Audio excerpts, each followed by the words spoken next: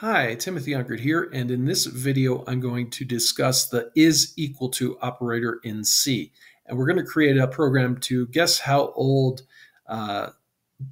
Sam was at the start of Supernatural. Let's do Sam this time. So I'm going to create a constant that's an integer, and we'll call it Sam's age. And we'll set that equal to 22. And then we'll create an integer called age. And we're going to now do a printf statement, and we'll ask a question. How old was Sam at the start of Supernatural?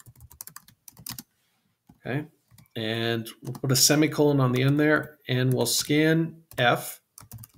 We're going to go for an integer, and I need the ampersand and then the age because we're not scanning in a character array.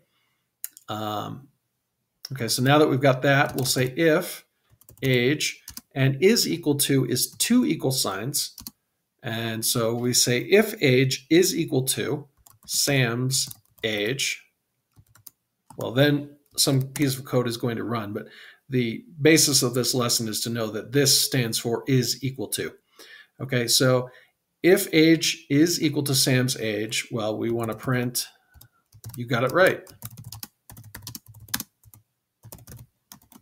And we'll do an escape character and an end to move that down to the new line. And then at the end of my main function, I'm just going to return 0. Okay, let's open up a terminal.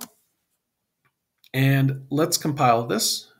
So I'm going to type GCC and then is equal to.c, and we'll output is equal to. And then we'll run it with is equal to. So how old was Sam at the start of Supernatural? We'll guess correctly. And you say, you got it right. And then if we run it again and we say 21 or something, well, it just doesn't do anything because we don't have the else or the else if conditional. Anyways, I hope you found this video interesting. If you did, please like, subscribe, and hit the bell for notifications. It really does help the channel grow.